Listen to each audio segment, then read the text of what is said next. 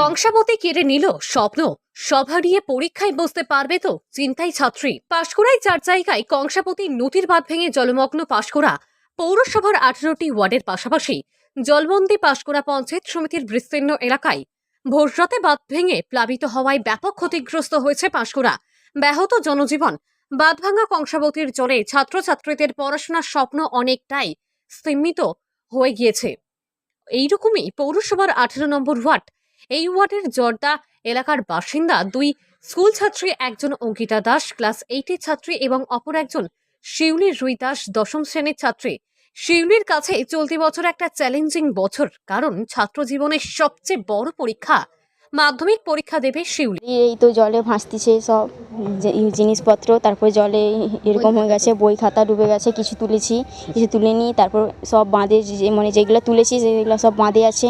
এবারে সরকার থেকে যদি সাহায্য করে আমাদেরকে, তাহলে আমরা পড়াশোনায় সাফল্য। মাধ্যমিক দেবে তো? হ্যাঁ। তো এই সময়টা তো খুব ইম্পর্টেন্ট তোমার কাছে। তো পড়াশোনার কি বই ফই বাঁচাতে পেরেছো? হ্যাঁ, কিছু পেরেছি, কিছু গেছে। এবারে স্কুলে থেকে যদি সাহায্য করে বই। গরিব পরিবারের মেয়ে, মাধ্যমিক পরীক্ষা নিয়ে অনেক স্বপ্ন তার। ভালো রেজাল্ট করে উচ্চ শিক্ষার স্বপ্ন দেখা শুরু করেছিল শিউলি, কিন্তু বন্যা পরিস্থিতি তাকে কঠোর চিন্তায় ফেলেছে। কারণ বুধবারের ভোরে কংসাবতীর বাঁধভাঙা জল ভাসিয়ে নিয়ে গেছে মাধ্যমিক পরীক্ষার অধিকাংশ বই। কিছু বই বাঁচাতে পেরেছে, তবে বাকি বই জলস্রোত নিয়ে গিয়েছে। বই না থাকায় যন্ত্রণায় ক্রমশ দুশ্চিন্তা গ্রাস করছে শিউলিকে। মাধ্যমিক পরীক্ষায় কিভাবে ভালো রেজাল্ট করবে? শিউলির বক্তব্য, বেশ কয়েকদিন ধরে কাঁচাই নদীর জলস্তর বাড়ায় তার পরিবার দুশ্চিন্তায় ছিল এবং এই দুশ্চিন্তায় তার পড়াশোনাও বিঘ্ন ঘটেছিল। ভোরে কাঁসাই নদীর জল ভেসেছে তার বাড়িঘর, এমনকি পড়াশোনার বইপত্র। বাকি বইগুলো ঘরে।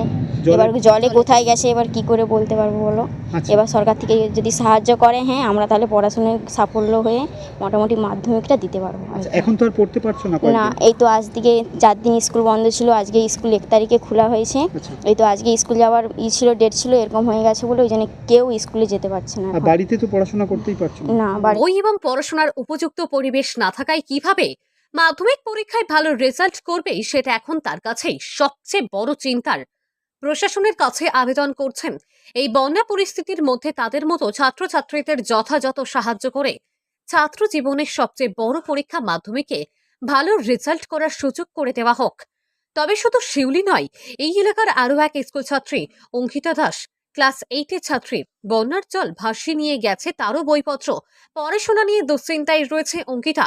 তারও আবেদন, ভাসিয়ে নিয়ে যাওয়া বইপত্র সাহায্য করে সুষ্ঠুভাবে পড়াশোনা করার সাহায্যের হাত বাড়িয়ে দিক প্রশাসন। পাঁশকুড়ার বন্যা পরিস্থিতির উন্নতি কবে, তাই নিয়ে চিন্তায় এলাকাবাসী থেকে ছাত্রছাত্রী।